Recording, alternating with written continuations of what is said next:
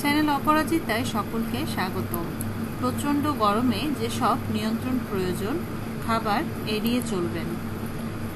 মানুষের দেহে পানি শূন্যতার সৃষ্টি হয় গরমে, কারণ অতিরিক্ত ঘামের ফলে দেহ থেকে বের হয়ে যায় অনেক পানি। এতে করে মানুষ ক্রমাগত অসুস্থ হয়ে পড়ে। তবে একটু সচেতন হয়ে এই গরমে কিছু খাবার নিয়মিত খাদ্য তালিকায় রাখলে কিছুটা মুক্তি মিলবে বলে আশা করা যাচ্ছে।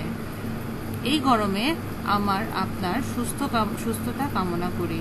ঘামের ফলে আপনার শরীর থেকে পানি বের হয়ে যায়, তাই আপনি বেশি বেশি ঠান্ডা পানি পাওয়া যায় এবং আপনার শরীরে পানি ধরে রাখতে পারে এমন খাবার খাদ্য তালিকায় যুক্ত করুন। তবে এক্ষেত্রেও আপনাকে সাবধানতা অবলম্বন করতে হবে। আপনি অবশ্যই কেমিক্যাল এবং ফরমালিন মুক্ত খাবার খাবেন। গরমে খাবার খাওয়ার সময় একটু সচেতন থাকা উচিত, কারণ এ সময় এমনিতেই প্রাকৃতিক তাপমাত্রা অনেক বেশি থাকে, তাই একটু তরল বা ঠান্ডা জাতীয় খাবার খাওয়াটাই ভালো।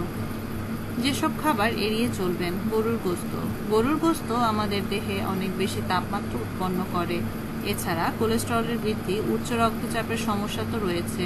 গরুর গোশত বেশি ঘাম তৈরি করে, এতে দেহে পানি শূন্যতা তৈরি হয়, তখন শরীর অসুস্থ হয়ে পড়ে। অতিরিক্ত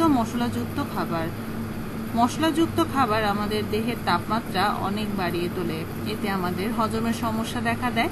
তাই এই গরমে আমাদের উচিত যতটা সম্ভব কম মশলাযুক্ত খাবার খাওয়া।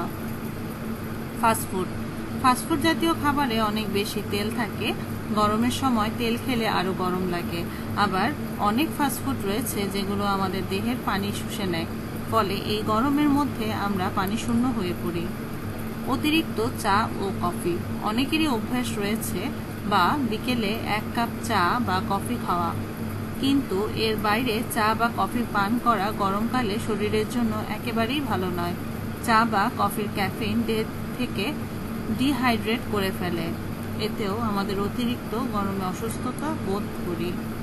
গরমে যেসব খাবার নিয়ন্ত্রণ প্রয়োজন, অতিরিক্ত তেল গ্রহণ, ডুবো তেলে ভাজা খাবার, ঘি, মাখন, paneer, mayonnaise, fast food, cold drinks, pulao, কাচ্চি, গরু ও খাসির মাংস, ভুনা খিচুড়ি, অতিরিক্ত মিষ্টি খাবার, অতিরিক্ত গরম ও ঠান্ডা খাবার, এগুলো বাদ দিলে শরীর শীতল থাকবে। আরও নতুন নতুন ভিডিও পেতে আমাদের সাথেই থাকুন। Please like, share and comment hour video. ধন্যবাদ।